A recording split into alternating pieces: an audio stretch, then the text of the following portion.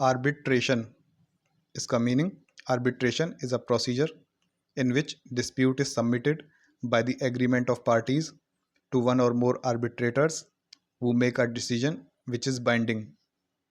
Simple words में, मान लो दो पार्टीज हैं, ये दोनों ही एक एग्रीमेंट करती हैं कि हमारे बीच में अगर कोई डिस्प्यूट होता है, हम उस डिस्प्यूट को बजाय कोर्ट के जाने के उस डिस्प्यूट को हम आर्बिट्रेशन के थ्रू रिजॉल्व करेंगे। और जब आर्बिट्रेशन होता कैसे है, जब भी कोई डिस्प्यूट होगा, ये पार्टीज, कोई आर्बिट्रेटर होगा, उस आर्बिट्रेटर को अपना ये डिस्प्यूट सबमिट करेंगे, उस आर्बिट्रेटर को कहेंगे कि हमारा ये डिस्प्यूट रिजॉल्व कीजिए। और जब आर्बिट्रेटर सारी प्रोसीडिंग्स वगैरह कर लेगा, दोनों पार्टीज़ को सुन लेगा, सब डॉक्यूमेंट्स एविडेंसेस वगैरह सबको वेरीफाई कर लेगा, उसके बाद जो भी डिसीजन देगा ये आर्बिट्रेटर, वह डिसीजन दोनों ही पार्टीज़ के ऊपर बाइंडिंग है, दोनों ही उस डिसीजन से बाध्य हैं, दोनों को ही वह डिसीजन मानना पड़ेगा। यह हो गया आपका arbitration. Arbitration is a procedure in which dispute is submitted by the agreement of parties to one और more arbitrators who make a decision which is binding. ये मीनिंग। अब कैरेक्टरिस्टिक्स क्या हैं आर्बिट्रेशन के? इसमें जो आर्बिट्रेशन के लिए गए हैं, जो एग्रीमेंट हुआ है कि जब भी कोई डिस्प्यूट होगा हम आर्बिट्रेशन करेंगे, ये कंसेंशुअल है, दोनों ही पार्टीज एग्री होती हैं एग्रीमेंट करने के लिए कि हम आर्बिट्रेशन के थ्रू डिस्प्यूट रिजॉल्व करेंगे। तभी क्या कहते हैं, आर्बिट्रेशन होता है, जब एग्रीमेंट हो जाता है। बिना एग्रीमेंट के आर्बिट्रेशन नहीं होगा। पार्टीज चूज आर्बिट्रेटर, ज़्यादातर जो है पार्टीज ही उस आर्बिट्रेटर को चूज़ करते हैं। वो थर्ड पर्सन जो है जिसको पार्टीज ने चूज़ किया, आर्बिट्रेटर जो डिसाइड करता है केस को, ये पार्टीज ही करती हैं।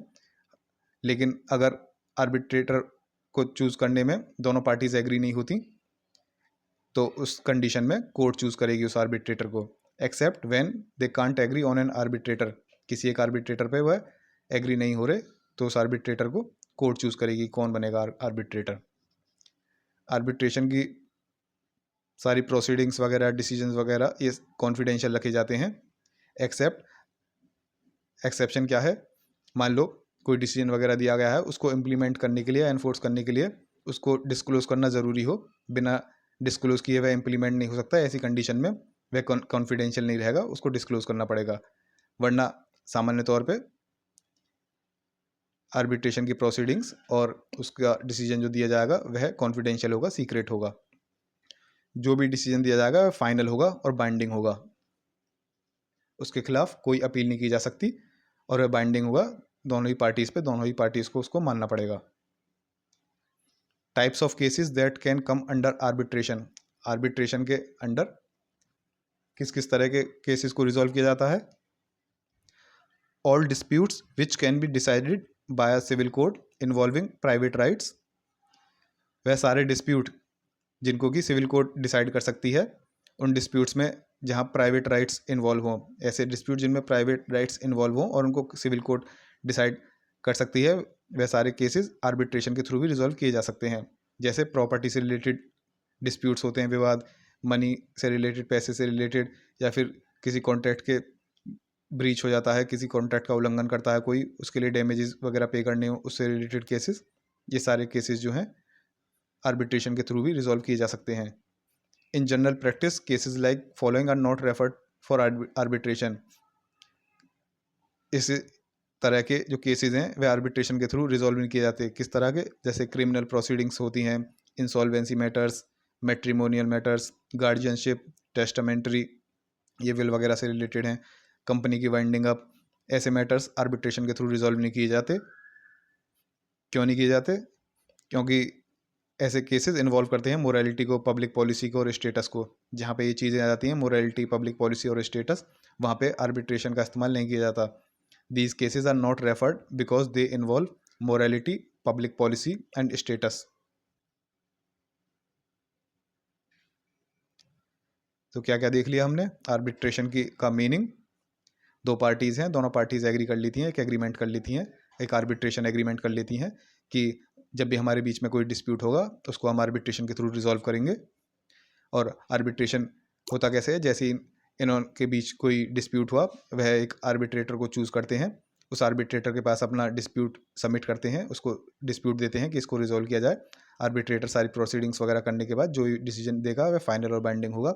दोनों ही पार्टी उससे बाउंड होंगी, उससे बाध्य होंगी। ये हो गया इसका मीनिंग। आर्बिट्रेशन के कैरेक्टरिस्टिक्स क्या हैं? कंसेंसुअल है, दोनों पार्टीज एग्री करती हैं, एग्रीमेंट करती हैं।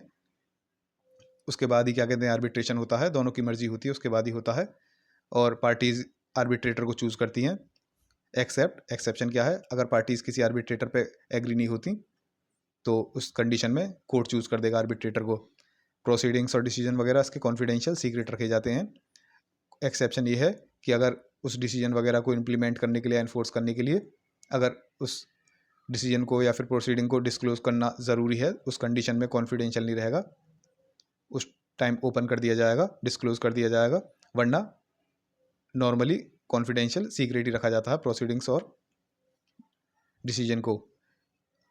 इसका डिसीजन जो होता है, आर्बिट्रेशन में जो डिसीजन आता है वो फाइनल होता है, कोई अपील नहीं होती उसके खिलाफ, और बाइंडिंग होता है। जो भी पार्टीज इन्वॉल्व होती हैं वह बाध्य होती हैं, बाउंड होती हैं उससे, डिसीजन से। किस किस तरह के केसेस आर्बिट्रेशन के अंडर आते हैं? वह सभी केसेस, वह सभी डिस्प्यूट्स जो कि प्राइवेट राइट्स इन्वॉल्व करते हैं, जिनके अंदर प्राइवेट राइट इन्वॉल्व हैं और जो कि कोर्ट द्वारा सिविल कोर्ट द्वारा डिसाइड किए जाते हों। ऐसे सारे केसेस आर्बिट्रेशन के थ्रू भी रिजॉल्व किए जा सकते हैं। ऐसे कौन से केसेस होते हैं? प्रॉपर्टी से रिलेटेड, मनी से रिलेटेड, या फिर कॉन्ट्रैक्ट का ब्रीच हो गया हो, उसका उल्लंघन हुआ हो, उसमें डैमेजेस पे करने हो। ऐसे कौन कौन से केसेस आर्बिट्रेशन के थ्रू रिजॉल्व नहीं किए जा सकते? जैसे criminal proceedings on insolvency matters, ये नहीं आर्बिट्रेशन के अंडर नहीं आ सकते। Matrimonial, guardianship, testamentary, winding up of company, ये सारे केसेस आर्बिट्रेशन के थ्रू रिजॉल्व नहीं किए जा सकते, क्योंकि इसमें मोरालिटी इन्वॉल्व होती है, पब्लिक पॉलिसी इन्वॉल्व होती है, स्टेटस। इस कारण यह आर्बिट्रेशन के थ्रू रिजॉल्व नहीं किए जा सकते। नेक्स्ट टॉपिक जो देखेंगे हम, आर्बिट्रेशन एग्रीमेंट, ये नेक्स्ट वीडियो में।